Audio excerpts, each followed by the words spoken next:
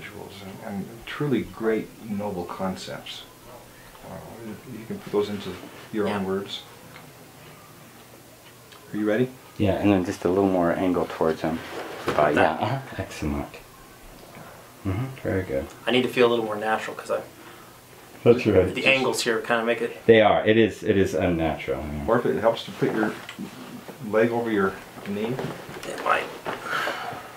Is that okay? I just don't want to provide a distracting work. No, Yeah, that's right. you're No, I looking don't see natural the knee now. or anything. I'm just looking at him. Okay.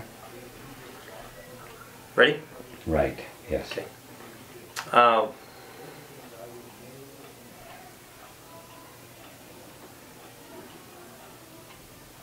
With any teaching experience, it's necessary to create a proper environment.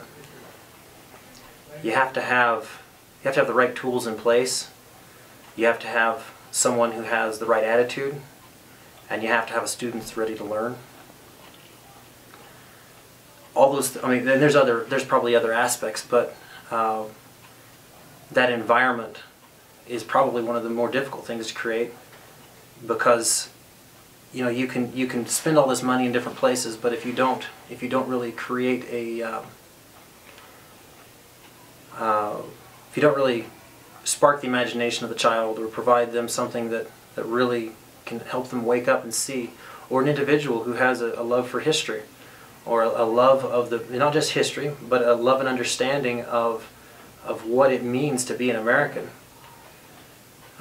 it won't mean anything. And you can look at the founders as the core group of people, or maybe the parents, founding fathers, the parents of this nation. And the parents sets the tone for a home. Without good parents, no home is ever going to achieve any sort of success.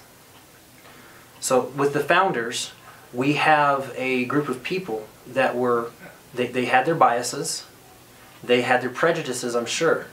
They also had their immense strengths. Some of them were agnostics, some of them were atheists, at least two.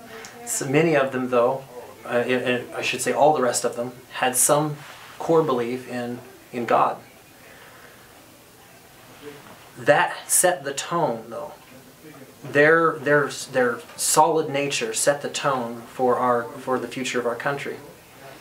And without people like Benjamin Franklin or George Washington having a solid example there to go after, would we really have had the immense strength, the power within us to create a document like the Constitution, to stand up against the troubles of a civil war, 2 world wars, the financial troubles that we might even see now?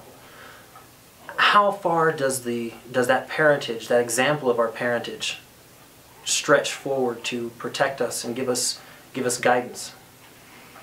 And setting the example, setting the tone, the environment, changing the attitude with the student, providing them just a visual and a solid piece of document they can read, gives them the chance to feel a connection to that, be able to get back to those founding fathers, our parents, and create a chance for us to be able to maintain that heritage over the generations.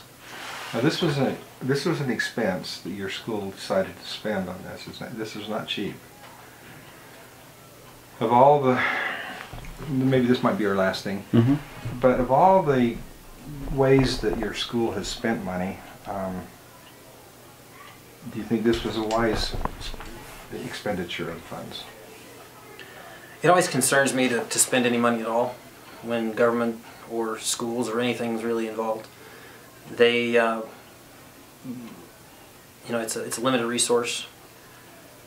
But if we're going to spend it, I would rather spend it on something that provides a very visual reminder of what we are and who we are, than spending money in ways that tears down the image of America, the image of that idea of American exceptionalism.